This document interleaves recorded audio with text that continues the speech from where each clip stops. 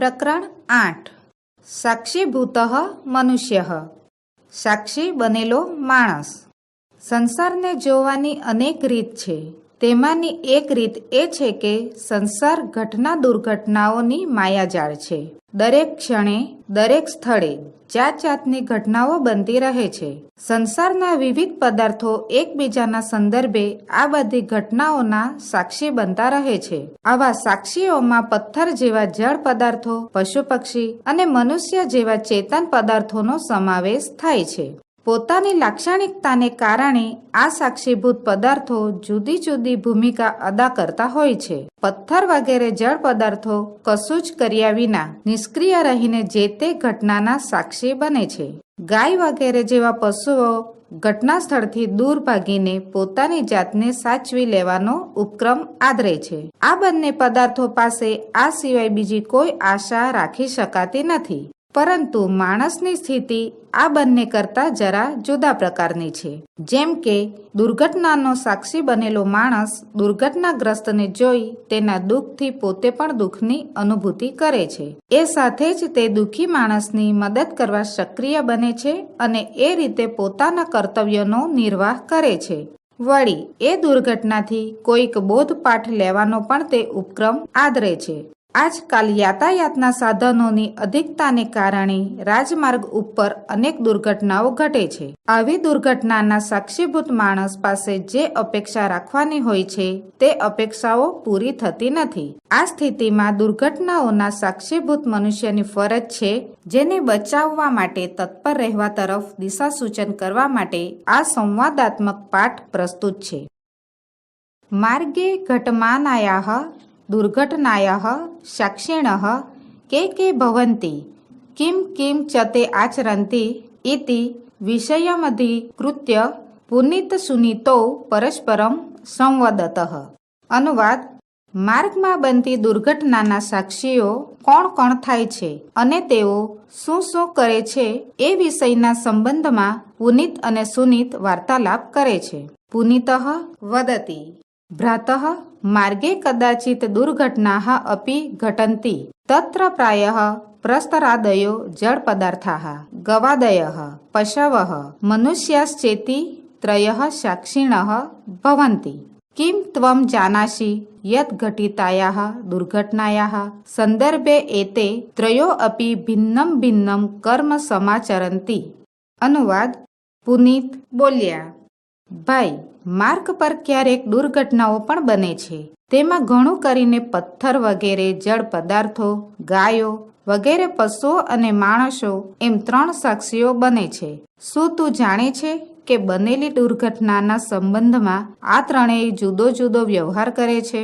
સુનીતઃ વદતિ ન જાનામિ। પ્રથમ કથયતુ યત પ્રસ્તરાદયઃ કિમ કુર્વન્તિ। અનુવાદ: સુનીત બોલ્યા, હું નથી જાણતો, પહેલા કહો કે પથ્થર વગેરે શું કરે છે? પુનિતઃ વદતિ પ્રસ્તરાદયસ્તુ અચેતનાઃ સંતિ તે સ્વયં ક્રિયાં કર્તું સમર્થાઃ ન ભવન્તિ અતઃ તે તથૈવ તિષ્ઠન્તિ।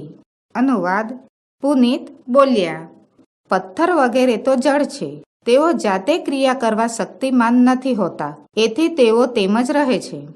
સુનીતઃ વદતિ સચેતનાઃ પશવઃ પક્ષિણસ્વ કિમ કુર્વન્તિ।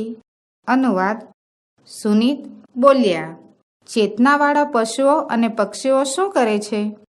પુનિતઃ વદતિ એતે ઘટનાયા ઉત્થિતાત ધ્વનેઃ ભયમનુભવન્તિ અતઃ ઘટનાસ્થલાત દૂરે ધાવન્તિ। અનુવાદ: પુનિત બોલ્યા, આ બધા ઘટનાથી ઉઠેલા ધ્વનિથી ભય અનુભવે છે, આથી તેઓ ઘટનાના સ્થળથી દૂર ભાગે છે।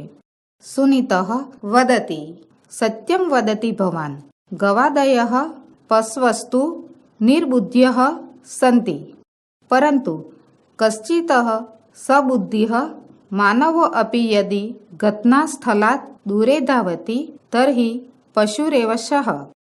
અનુવાદ: સુનીત બોલ્યા, તમે સાચું કહો છો, ગાય વગેરે પશુઓ તો બુદ્ધિરહિત છે, પરંતુ કોઈ બુદ્ધિવાળો માણસ પણ જો ઘટનાના સ્થળથી દૂર ભાગી જાય તો તે પશુ જ છે. પુનિતઃ વદતિ વસ્તુ તસ્તુ મનુષ્યઃ યદિ મનુષ્યઃ ઇવ વર્તતે તદાશઃ દુર્ઘટનાયાઃ સાક્ષી ભૂત્વા ત્રિવિધમ કાર્યમ આચરતિ.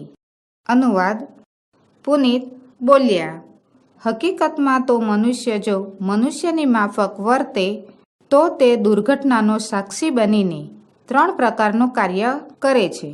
સુનીતઃ વદતિ કાની કાની તાની ત્રિવિધાની કાર્યાણી. અનુવાદ: સુનીત બોલ્યા, તે 3 પ્રકારના કાર્યો કયા કયા છે? પુનિતઃ વદતિ પ્રથમ કાર્યમ અસ્તિ દુઃખાનુભૂતિઃ. મનુષ્ય એવ દુઃખેન દુઃખિતો ભવતું મર્હતિ સુખેન ચ સુખતિઃ. અતઃ દુર્ઘટનાયા પીડાગ્રસ્તમ દુઃખિતમ જનમ દૃષ્ટવા મનુષ્યેણ દુઃખાનુભૂતિઃ કરણીયા ભવતિ. યહ ખલુ એતાદૃશં જીવં પશ્યન અપી દુઃખં ન અનુભવતિ સઃ મનુષ્યઃ નાસ્તિ અપિતુ સઃ પ્રસ્તરઃ એવ. યતો હિ પ્રસ્તરઃ કદાપિ અનસ્ય દુઃખં ન અનુભવતિ. અનુવાદ: પુનિત બોલ્યા, પહેલું કાર્ય છે દુઃખનો અનુભવ. મનુષ્ય જ દુઃખ વડે દુઃખી અને સુખ વડે સુખી થવાને યોગ્ય છે. આથી દુર્ઘટનાને લીધે પીડામાં ઘેરાયેલા દુઃખી માણસને જોઈને માણસે દુઃખની અનુભૂતિ કરવાની હોય છે. ખરેખર જે એવા જીવને જોતો હોવા છતાં પણ દુઃખ અનુભવતો નથી તે માણસ નથી, પરંતુ તે તો પથ્થર જ છે, કારણ કે પથ્થર ક્યારેય બીજાનું દુઃખ અનુભવતો નથી. સુનીતઃ વદતિ યથાર્થ ભવાનાઃ મયાપી બહુધા અપરિચિતમ દુર્ઘટનાગ્રસ્તમ જનમ પશ્યતા દુઃખમનુભવતિ અસ્મિત દ્વિતીયમ કાર્ય કિમસ્તિ. અનુવાદ: સુનીત બોલ્યા, તમે બરાબર કહો છો. મેં પણ મોટે ભાગે દુર્ઘટનાથી ઘેરાયેલા અજાણ્યા માણસને જોતા દુઃખ અનુભવ્યું છે. બીજું કાર્ય શું છે? પુનિતઃ વદતિ દ્વિતીયમ કાર્યમ તુ કર્તવ્યસ્ય નિર્વાહ. દુર્ઘટનાગ્રસ્તઃ જનઃ સદ્યઃ એવ ઔષધાલયશ્રિતઃ કરણીયઃ ભવતિ યેન તસ્ય ઉચિતઃ ઉપચારઃ સ્યાत्. તત્ર સંગત્ય કદાચિત તસ્મૈ રક્તસ્ય આવશ્યકતા ભવતિ ચેત સ્વકીયં રક્તમપી તસ્મૈ દાતવ્યં ભવતિ. તસ્ય પરિવારે સૂચના દાતવ્યા ભવતિ યેન તસ્ય પરિવારજનઃ ઔષધાલયમાગત્ય તસ્ય વિશેષઃ સહાયો ભવેત. દુર્ઘટનાયાઃ સાક્ષિણઃ મનુષ્યસ્ય એતાદૃશં કર્તવ્યં. સર્વૈઃ મનુષ્યૈઃ અસ્ય કર્તવ્યસ્ય નિર્વાહ કરણીય એવ. અનુવાદ: પુનિત બોલ્યા, બીજું કાર્ય તો છે કર્તવ્યનું પાલન. દુર્ઘટનાથી ઘવાયેલા માણસને તરત જ દવાખાને પહોંચાડવાનો હોય છે, જેથી તેની યોગ્ય સારવાર થાય. ત્યાં જઈને ક્યારેક તેને જો લોહીની જરૂર હોય તો તેને પોતાનું લોહી પણ આપવાનું હોય છે. તેના પરિવારને સૂચના આપવાની હોય છે, જેથી તેના પરિવારના લોકો દવાખાને આવીને તેના ખાસ સહાયક બની શકે. દુર્ઘટનાના સાક્ષી મનુષ્યનું આવું કર્તવ્ય છે. બધા માણસોએ આ કર્તવ્ય બજાવવાનું જ હોય છે. સુનીતઃ વદતિ તૃતીયં કાર્ય કિમસ્તિ યત ઘટનાયાઃ સાક્ષી મનુષ્યઃ આચરેત. અનુવાદ: સુનીત બોલ્યા, ત્રીજું કાર્ય શું છે જે ઘટનાના સાક્ષી બનેલા માણસે કરવું જોઈએ? પુનિતઃ વદતિ તૃતીયં કાર્યમ અસ્તિ બોધપ્રાપ્તિઃ. મનુષ્યેણ સદૈવ બોધપ્રાપ્તયે પ્રયત્નઃ કરણીયો ભવતિ. યદા વયં કસ્યાશ્ચિત દુર્ઘટનાયાઃ સાક્ષિણઃ ભવામઃ તદા કર્તવ્યં સમાચરन्तઃ દુઃખમનુભવन्तઃ તસ્યા દુર્ઘટનાયાઃ કજ્ચિત બોધમપી પ્રાપ્તુમ અર્હમિ. વિના કારણં દુર્ઘટના ન ભવતિ. તત્ર કસ્યચિત જનસ્ય ત્રુટિઃ કારણં ભવતિ. સા ત્રુટિઃ જ્ઞાનતવ્યા તદંતરં તાદર્શી ત્રુટિમહં ન કદાપી કરિષ્યામિતિ બોધો અપી પ્રાપ્તવ્ય એવ. અનુવાદ: પુનિત બોલ્યા, ત્રીજું કાર્ય છે બોધ મેળવવાનું. માણસે હંમેશા બોધની પ્રાપ્તિ માટે પ્રયત્ન કરવાનો હોય છે. જ્યારે આપણે કોઈ દુર્ઘટનાના સાક્ષી બનીએ છીએ ત્યારે કર્તવ્ય બજાવતા, દુઃખ અનુભવતા તે દુર્ઘટનામાંથી કાંઈક બોધ પણ મેળવવાને લાયક છે. કારણ વિના દુર્ઘટના થતી નથી. તેમાં કોઈક માણસની ભૂલ કારણ હોય છે. તે ભૂલ જાણવી જોઈએ.